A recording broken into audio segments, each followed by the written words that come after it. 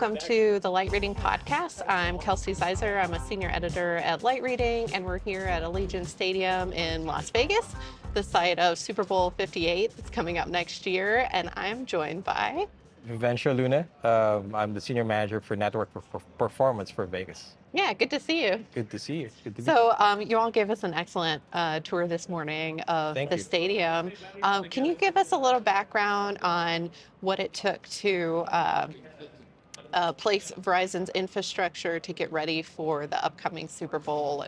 And I think you said that you all ramped up quite a bit in October. So if you can just give us a little background. Yep. So we started this process probably a year, 2 years ago, planning, trying to figure out what we need, what's available technology. So the team has done a lot of lifting in terms of figuring out where to place antennas, how many antennas to be placed, and from there figure out the way to implement them. So materials coming in around October, started putting them in, and ever since that day, the task force has been in the stadium almost every single day, testing newly brought up sites and making sure that the experience is great as expected, and making sure that we wow the customers every time they step into the stadium. And tell us a little bit about the infrastructure. You showed us on the tour this morning some millimeter wave nodes. We talked about C-band overlay, radios with Ericsson. Yep. So What we've got a all? lot of things going Yeah. on. So the team before Super Bowl, there will be around 250 millimeter wave nodes inside the stadium. So that's going to be covering every nook and cranny, the suites that we saw, the bigger ones, the smaller ones, the lounges that we saw, the concourses, and of course the bowl. So there's going to be around 250 of those in and around the stadium.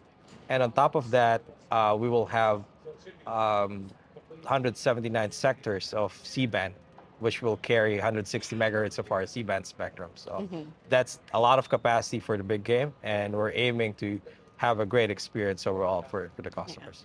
And it was nice to get kind of a background tour of some of the suites as well. And it looked like there were about one or two, I think you all said they were shower head type millimeter wave nodes that I believe cover up to 200 connections at once. Is that right? Yep. Yeah. So we aim to have like personalized connections for every part of the stadium, right? So each of the suite, depending on where they are, we install them like traditional way, where it's a vertical hang. It's basically facing the customers. And in areas that we can't do that, we put them overhead. So we call it shower head installation. So the idea there is to be able to cover them and have a great experience while they're on our network.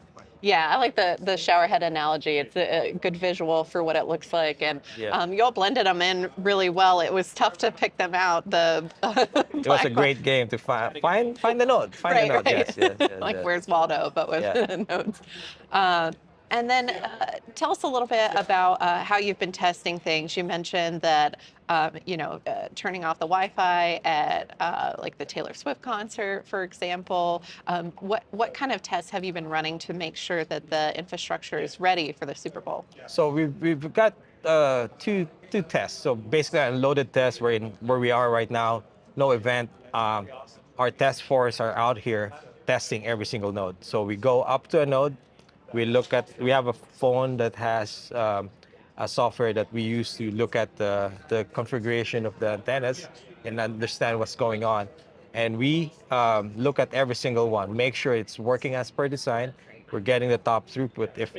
If we see some issues, we report that back up to our engineers. We look at it, we analyze it, and figure out a solution to make sure that it's good. So that happens every single day prior to events. And during events, we have the task force team out in the stadium as well, testing during loaded scenarios, making sure that what we saw during the unloaded ones is what we expect to see as well. So, and on top of that, we have folks at the back end, we call the command center, where we have folks looking at the stats real time and making sure everything is good. So it's either the folks at the command center talking to the task force guys and basically say, hey, I see something not working well. Can you go there and walk this and let me know what you see? Or it's the other way around. Task force engineer saying, hey, I'm not seeing really good experience right now. Can you check? Is there an alarm? Is there something happening? So Hmm. it's a collaboration, a lot of people involved, and we do that every single uh, home game for the Raiders in preparation for the Super Yeah. Bowl. So we want to make sure that we've got that covered and we're ready for the big game. Yeah. Great. And then can you talk a little bit about what's on the exterior as well? We took a look at some of the small cells, for example. What kind of infrastructure is around the entrances where folks are coming in? So we're also beefing up our outdoor coverage. Those are called ODAS nodes, or outdoor distributed antenna system nodes. And each one of the nodes that we saw, the big poles there, we're adding C-band to them, and we're also upgrading the millimeter wave nodes that we have there with the latest we have inside. So that basically adds capacity, makes sure that people coming in or while they're tailgating will have a great experience. On top of that, we've added small cells in and around the stadium. One in particular is a small cell covering the Siena walkway, because we know there's going to be a lot of people coming in for that game. And finally, we'll have a few um, temp assets that we'll deploy, specific areas to cover events happening during the Super Bowl. So would some of those temp assets be like a cult, like sell on Yes, light truck? cell on wheels, Colton light truck or something like Right. that. So we configured them to make sure that we have enough capacity to cover those areas that we're Okay. interested in covering. Yeah, sounds good. And then, we were talking a little bit earlier about testing. Uh, how do you ensure that you can scale up to, I think you all said, at the Taylor Swift concert, there's maybe 39,000 people. I think the Super Bowl, they're expecting around 100,000. Is that Yeah, right? so the 39,000 is just our customers Okay. for that one. So, but scale up. So we've dimensioned the network at the peak. So basically look at what's the capacity, add a little bit. So there's a team dedicated to dimension it and design it properly. So we also use the dry runs that we mentioned to tweak additional things. Maybe, hey, we need additional coverage here, additional antenna here. So we tweak that and we use that as a learning leading up to the big day.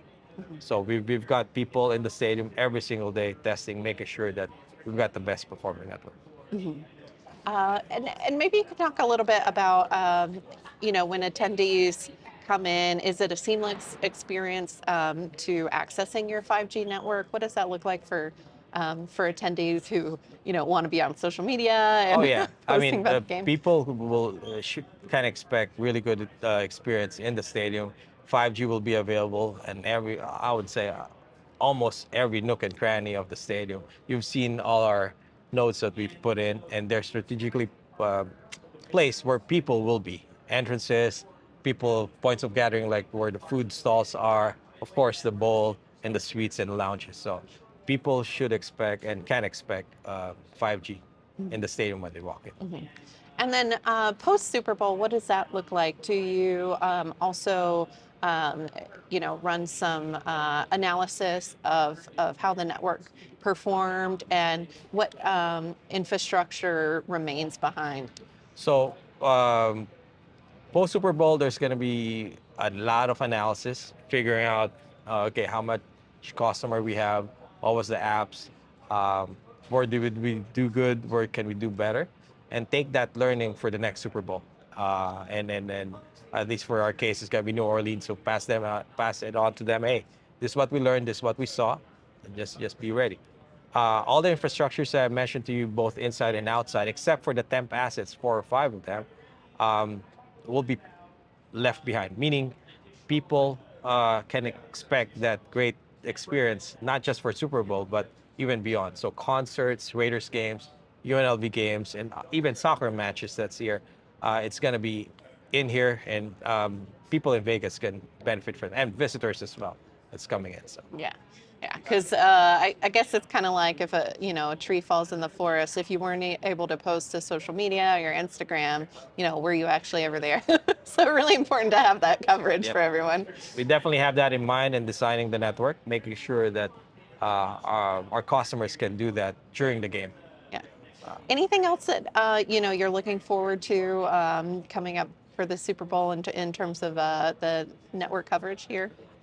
Looking forward to the customers experiencing a solid network, a great experience. The team has poured in a lot of time and effort in making sure that we have the best performing network.